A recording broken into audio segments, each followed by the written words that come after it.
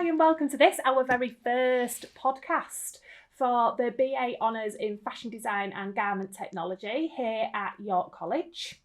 We are in 2FO75, better known as the sewing room, surrounded by lots of industrial machinery, industrial lock stitch, overlockers, cover stitch, fuse press, irons, you name it, we've got it here. And this feels like the ideal environment for me to welcome our first guest.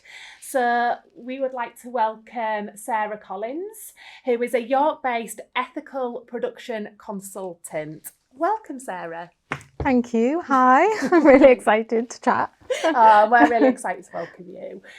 We met, didn't we, through York Fashion Week? Yeah. And we've been wanting to work together for a long time. So it's really nice to finally be able to make that happen today. Yeah, absolutely. So I don't want to spoil the interview by giving too much away in the introduction. So I'll just crack on with my question, if that's all right. So can you tell us a little bit about what an ethical production consultant does? Yeah, so I feel like I made up the job role because I really saw a need in the market for people that needed help with ethical manufacturing. And my background's in production, manufacturing, and I have my own brand where I work with suppliers. So I created a job. Really, I mean, I guess there's other people that do it, but what I do is I work with independent brands that need help with ethical manufacturing in educating them about the manufacturing process, but also sourcing suitable suppliers and how they can find partners that they can really build strong relationships with moving forward. So it's generally any sort of help within manufacturing. That is, I'm really excited by that, because I remember we've had brands in the past, a business, and feeling really quite not sure how to even make that happen. It's quite isolating working as an independent designer, to know how to scale up realistically, and especially with so much focus, rightly so, being on sustainable fashion and ethical manufacturing practice. It's intimidating to think, how on earth do you reach a global, market? So to know that people like you exist is, I'm sure, going to be music to the ears of our listeners. So, and is that a global? Do you work particularly with certain countries particularly, or? I mean, a lot of my experience is in India, so I do help a lot of people in that space. But I actually work all over the world. I do things in South America, many different countries. In Asia, but also a lot of manufacturing in Europe as well. Right. So Portugal, recently been visiting someone in Istanbul, and then I work in the UK as well. There's lots of really exciting things happening within manufacturing in the UK. So yeah, anywhere in the world, the criteria is that it's ethical and doing something really good with their manufacturing processes. So it doesn't matter where they're located for me. Oh, that's good to know. Okay. So what was the journey that you travelled to get to this point? What's your background? I know you said that you'd worked in buying, but give us a little bit more about that. So I did a design degree, fashion and textiles, and then I went on to do print design. Left university, thought I wanted to be a print designer, went and did an internship in a studio in Sydney, which was amazing, a lot of fun, but I kind of did 6 months there and was like, actually, it's not for me. Right. I kind of felt like something was missing. So I got back to the Northeast and was a bit like, what do I do now? There's not really any jobs in fashion. Yeah. Certainly not then as well. Yeah. So I started just doing lots of research and ended up volunteering with the WFTO, the World Fair Trade Organization, and that felt like a really good fit for me. So I went out to India, worked with women artisans in the rural areas, developing products with traditional crafts, so embroideries and different types of, well, it was mainly embroidery at the time. So that was just like a massive eye-opener for me. I was like, this is where I want to be. It fits in for me as in the creative side, but also the human rights element to it, and equality and things like that always was strong within me as a person. And then I came back after then and got a job in York working for a fair trade company where I did a lot of, it's a small company, Shared Earth, You'll know it. I do, yeah. So I started working there, which was perfect for me because it was very much producer facing. So I was doing developing products, designing products, but also going out and visiting the artisans, getting to know the artisans, producers around the world for various different crafts. So I did that for about 5 years and built a lot of knowledge. It's a small company, as you know, you kind of wear many hats. So I got lots of different experience. And then I decided that I wanted to work for myself. I left and continued. I went to travel for a couple of years and I continued that. I couldn't shake that wanting to meet manufacturers around the world. So even on my own, I was doing it. I was working with manufacturers and then started my own brand, Sister and Kin. So I started Sister and Kin and I thought that was kind of going to be the thing for me, which I love doing.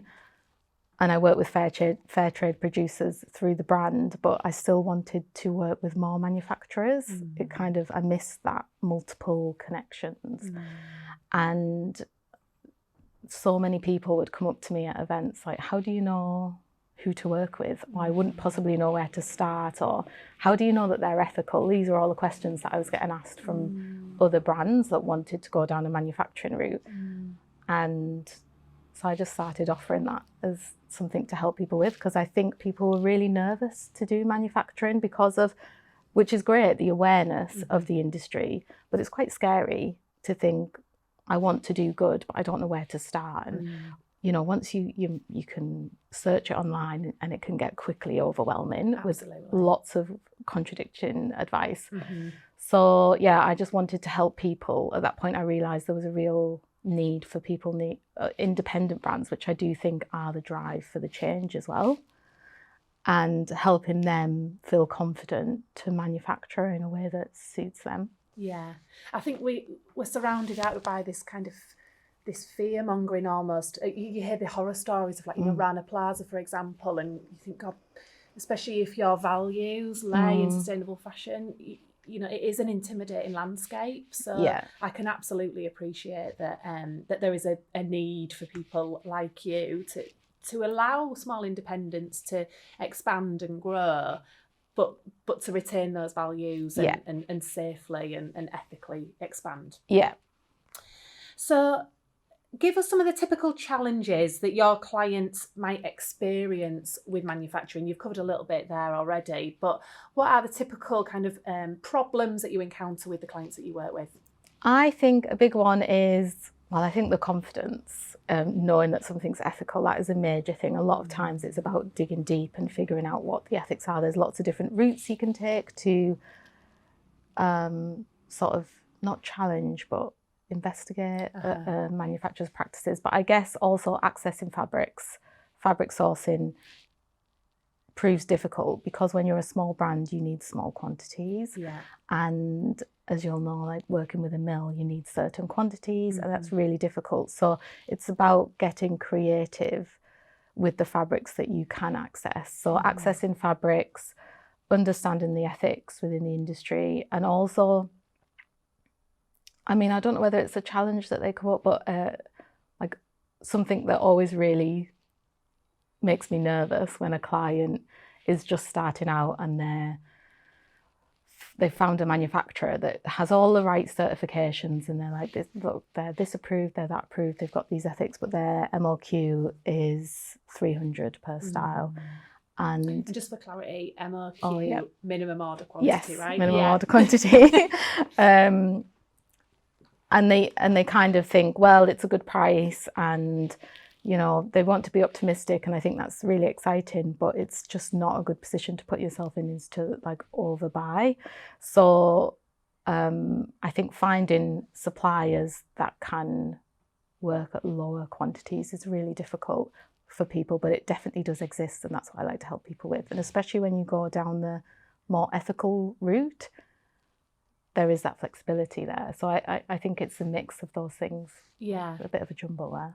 Yeah, no, it makes total sense. And it is massively, well, it's intimidating, but it's also a risk, and it's a financial risk to meet the minimum order quantities, not only of fabric, but of manufacturing units. And for an independent, that must close the door for a lot of brands that could be the next big thing, you know? Yeah. And it kind of is a stumbling block and stops them in those early development stages. Yeah, I think so. But then if you can get creative with that, like maybe you can get some dead stock and maybe you can find a manufacturer that will test like 20 pieces. And I think shifting the mindset to really test the product, and it is a creative challenge because you might be really, you know, you might find a fabric and be like, this is the perfect fabric. Yeah. But that's a 300 minimum and you might be really tempted to buy it. But unless you can make endless future products out of it, knowing that you can use it for other purposes, then it's just a big risk. And once you get in that position where you've spent all of your budget on stock and you don't have anything left for marketing, then you get really overwhelmed and it takes all the joy out of it.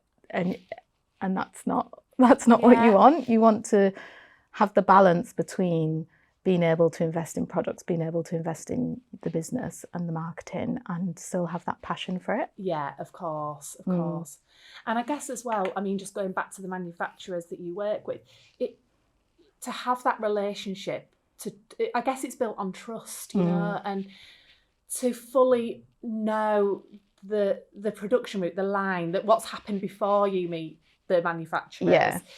You must have to build these relationships. It can't be something that just kind of happens. And like you say, a lot of these manufacturers have got all the right stuff. They've got all the certifications. It looks great on paper, but there can be a lot that happens before it gets to that point that is actually quite questionable. Yeah. And I guess you work with the same companies year in, year out.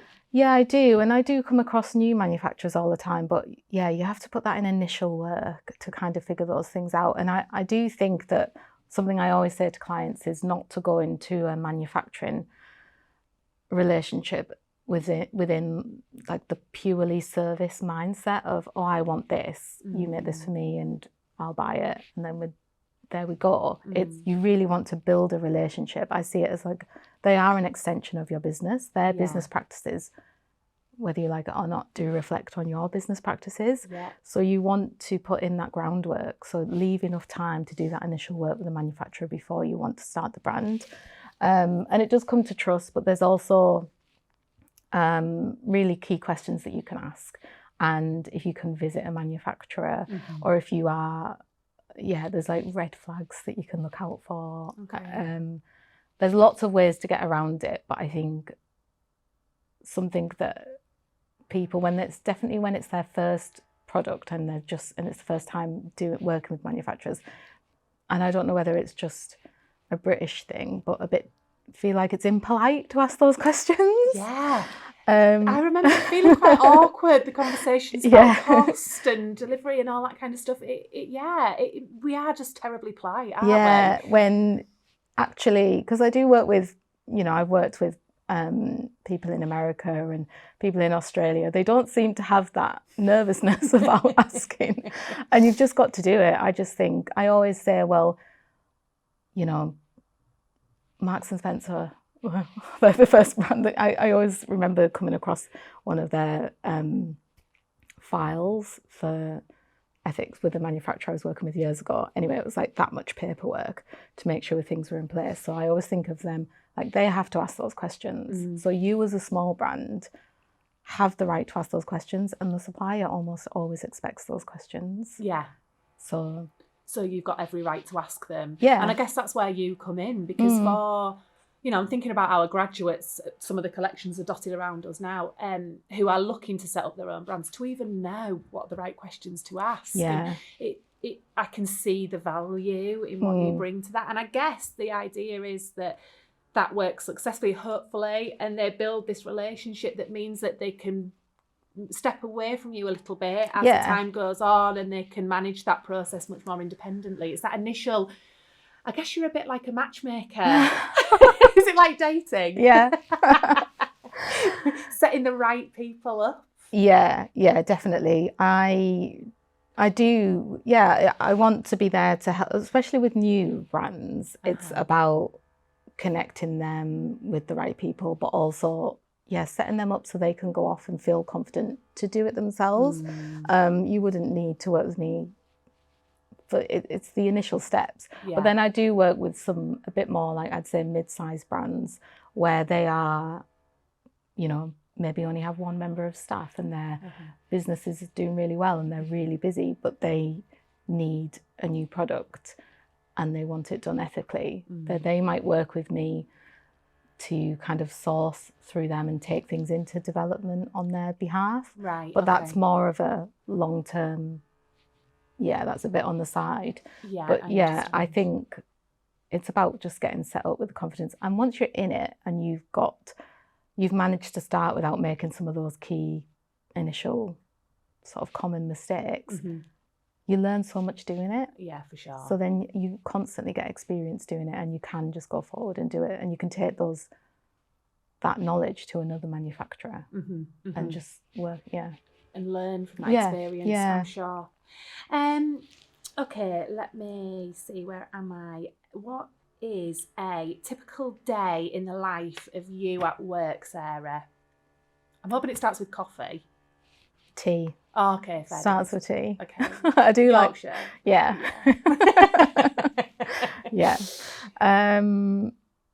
I mean, it's not that exciting because I work from the spare room in my house. But you do travel a lot, which sounds really exciting. Yeah. So when I am at home, it's definitely, I always try and make sure I get out during the day because I just think being at home all day is not great. We all learnt that from working through lockdown, right? Yeah. But I tend to always start with client emails, and throughout the day I'll usually have one or two sort of Zoom video call, think of it then, with a manufacturer dotted around or a client.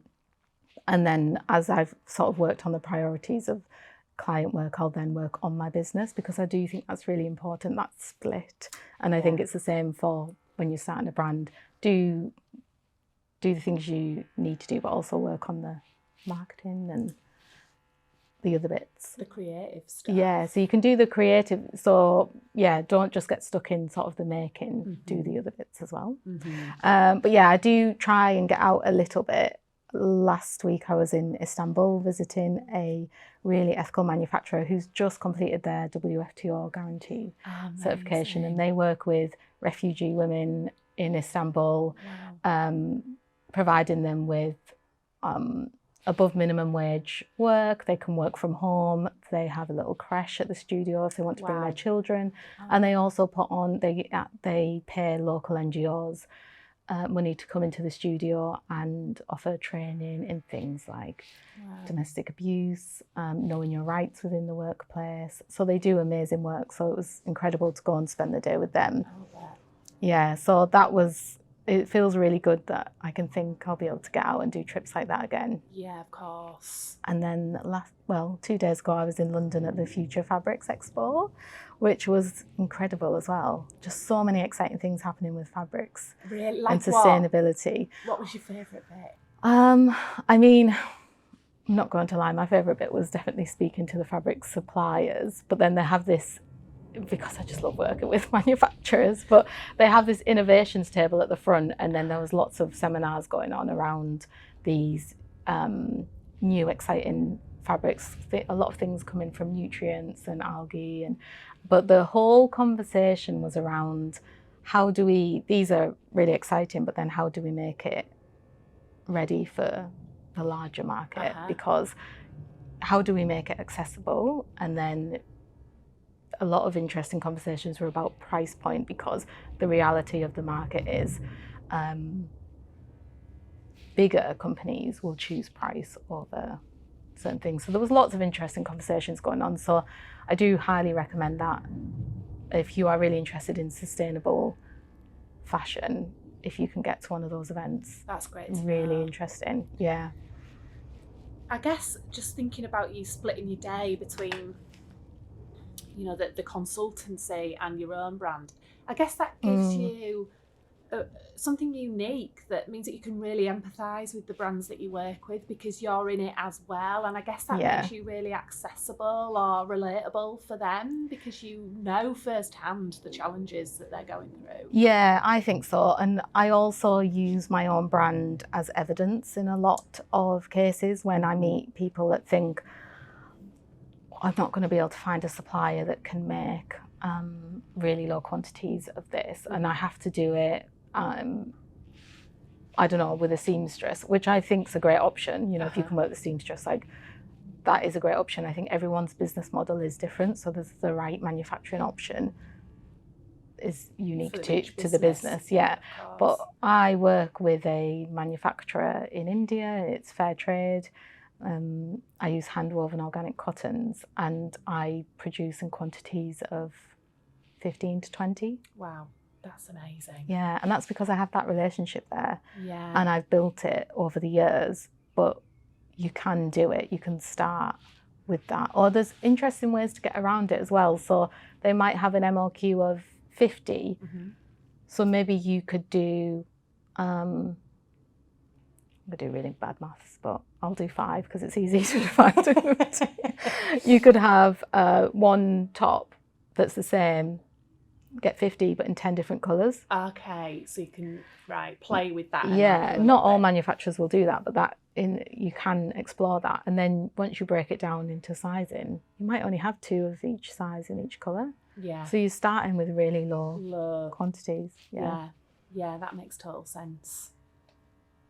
What's your thoughts on, just going off on a bit of a tangent now, I'm really excited by the thought that manufacturing is coming back on shore, and there is, although there's a long way to go, there is a lot of movement in that arena, especially for our graduates, the next generation of makers, designers, industry professionals. That for me means more opportunities for employment. But I also have this little niggle in the back of my mind, Sarah, where I feel a bit concerned about what that means for our manufacturers overseas who rely on manufacturing.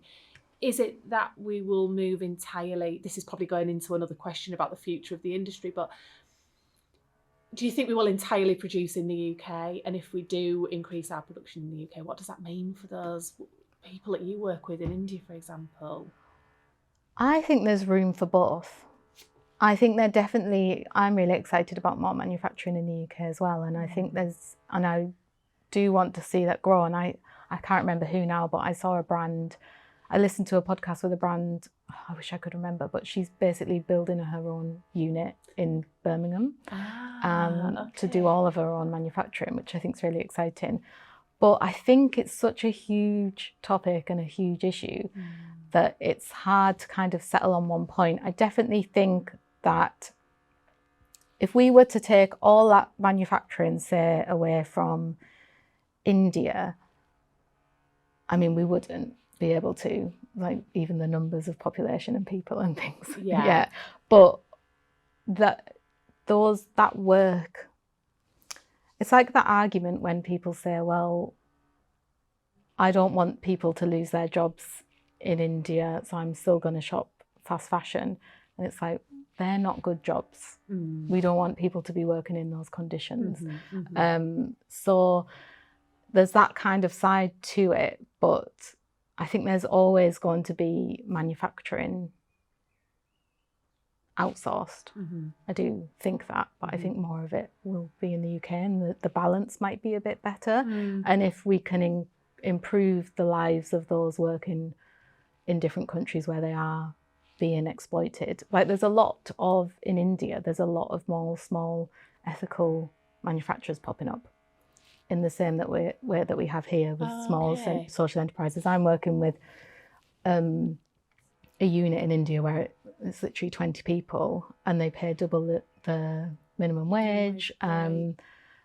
So that shift is happening there as well. So I don't think we need to worry about the jobs going where people are being exploited, because we want the whole world to shift away from that model. Of course. I think. I don't know if that really answered it, but yeah, it did. It absolutely did. Okay, let me ask you, what brands do you admire? Where do you shop? Where are you inspired? What inspires you? I really don't buy clothes that often. But a brand that I always think of that do inspire me are Birdsong. Right, and why is that? Because I think I really like the messaging that they've got with their brand, and they work with a social enterprise in London.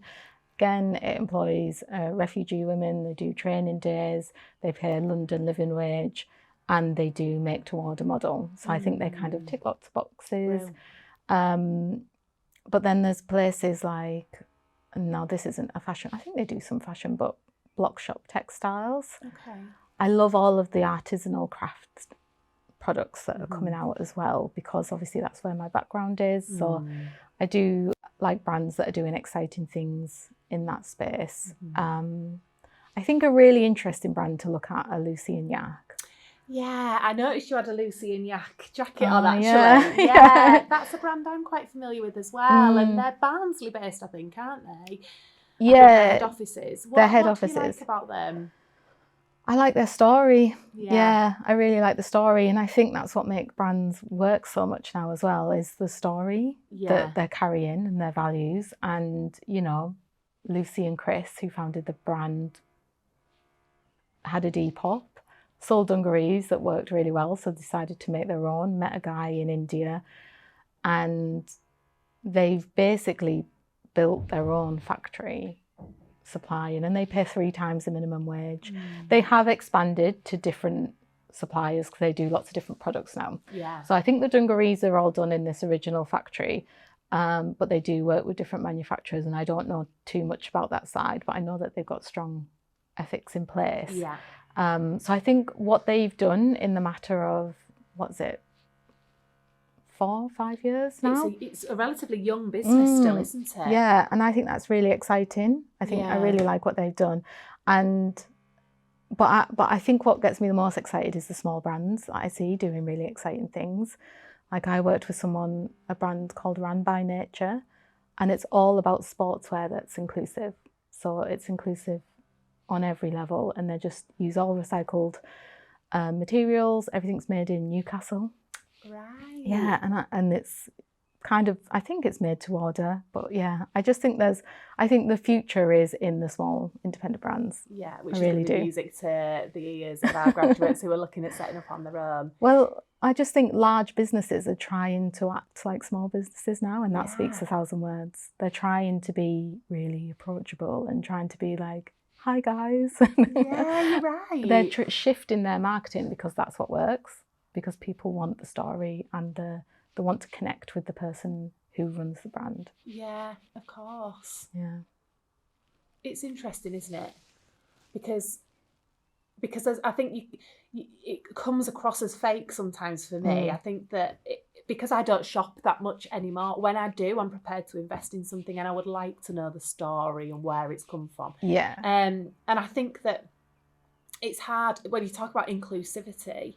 Small brands can do that, and they can manage that because of the scale of production. And then I look at, big brands and think, I know that it's more expensive for you to grade that pattern now in a petite or Lucy and Yak's a great example because their sizing structure is really interesting because it's universal, isn't it? So I've got a pair of their dungarees, and I think it's advertised on a man because I'm tall, so I wear the long size. But I like that sort of scale and that size. You can really manage that relationship. Yeah. Whereas when you talk about mass production, it's really, it comes down to money, doesn't it, I would imagine? And making things in inclusive sizes that is also ethical, sustainable, the train that is the process that has come through. You can't possibly do that, I don't think, on that huge scale. No, they need to break down the whole model to do that. And imagine the money and everything that would go into that. So that's what's exciting about being a small business, is because you've got that adaptability, and you can actually start, if you're looking to start a business, you can start with those intentions in place. Saying that, I think a lot of businesses think they need to be perfect when they start, and they really don't, because it does cost money. So I think transparency wins over sort of being perfect. So as long as you can say, this is where I want to get, and this is what I'm doing, and maybe this is a little bit of where I fall a bit short.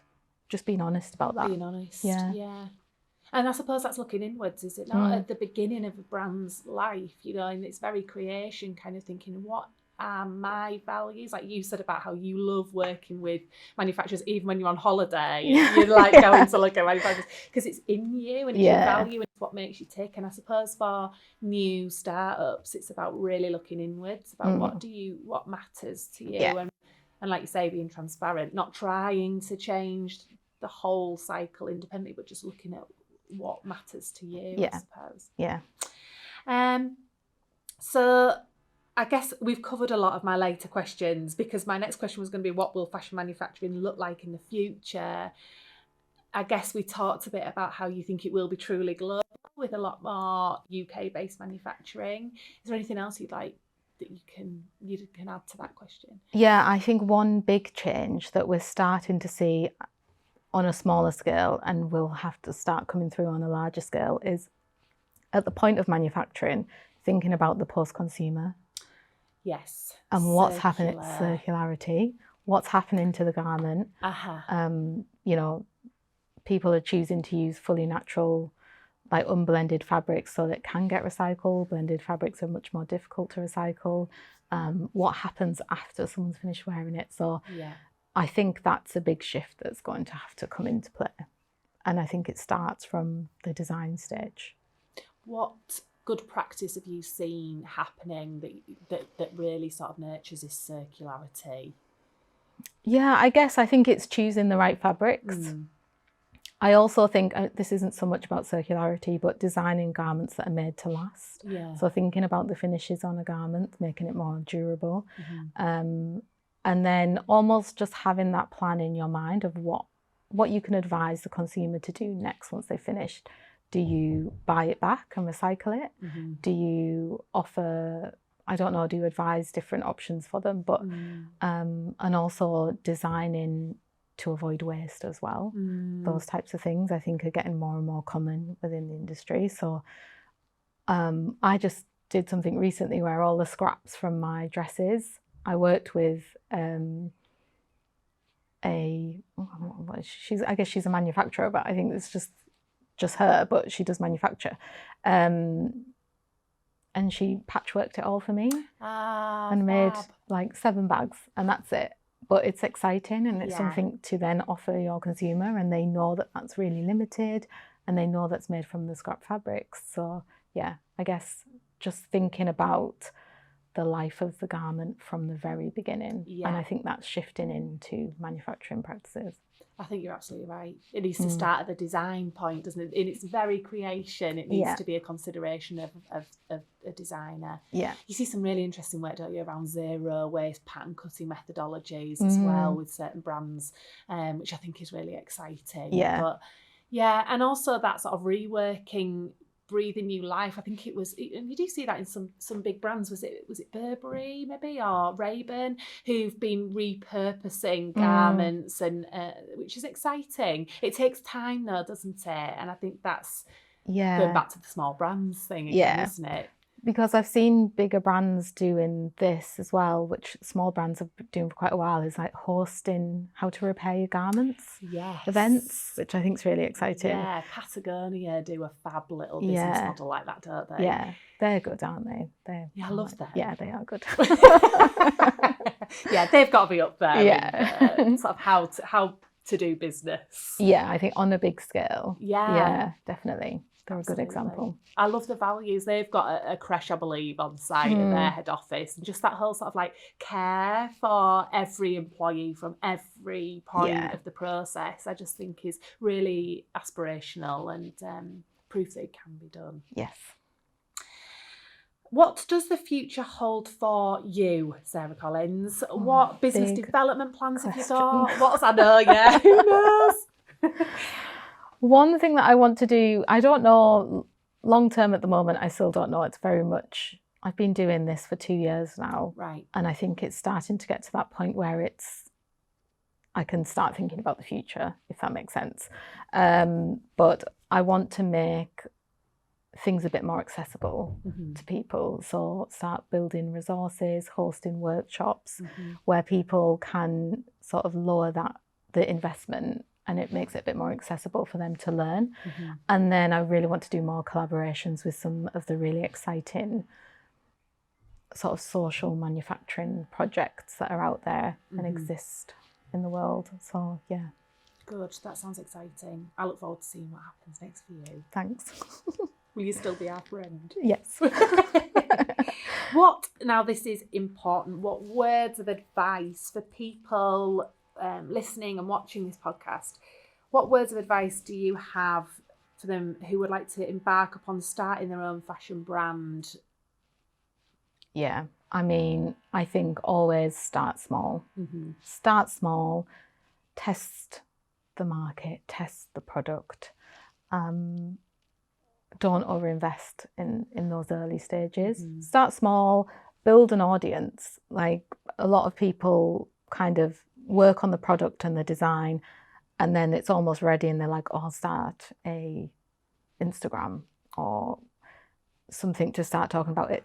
Start right at the beginning with that and take people along the whole journey, and people get really invested. So start small and be transparent, I think.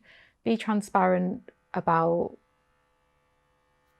you know, what's going well and what isn't going well, because people really want to know, okay, you know, I can only offer so many sizes at the moment, but in the next few years I want to be able to offer this size range. Just be really honest. Don't try and be like a big corporation. Be yourself. Be yourself completely.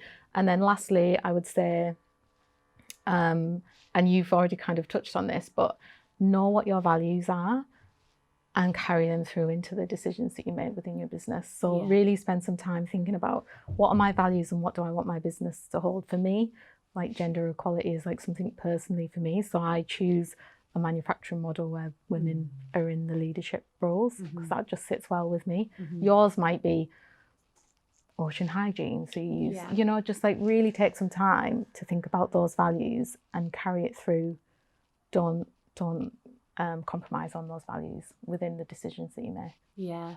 I think you're absolutely right, because you can almost overpromise, and you see brands kind of, you know, saying we are ethical, we are sustainable, and actually, you know, what part of that are you really focused on for now? Yeah. And like you say, transparency and honesty about the things that you've yet to work on or that you'd like to address in the future is really important. And for us, when we had a brand, you know, I remember just doing it because that's how it had always been done. So you kind of, you know, you bought meters and meters of cloth, borrowed loads of money to buy that, then manufactured in the UK because that was important to us, but had to meet crazy minimum order quantities. And actually, because that's just how it was done. And I'm really excited for the next generation of new brands, because flipping that totally on the head and doing it a new way, you know, it doesn't have to, you know, making to order, for example, would have been music to our ears, because sat on loads of stock that you then have to shift is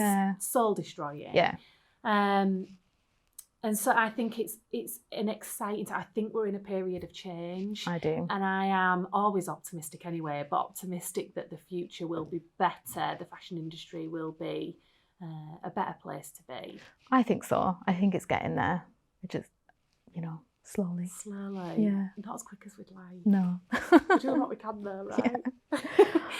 Listen, it's been really lovely to speak to you, Sarah. If people watching this podcast or listening to it would like to get in touch with you, how can they do that? I would say Instagram's the best place. I'm always on there.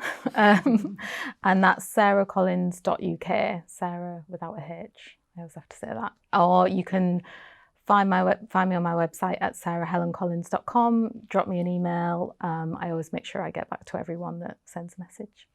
Brill. And we are available to contact through our Instagram as well, which is York College HE Fashion. And I'd just like to say a big thank you to the BA Film Production and Professional Practice programme, who have been involved in this amazing setup and the recording of this podcast. So thank you very much, Sarah. Thanks for having me. Bye. Bye.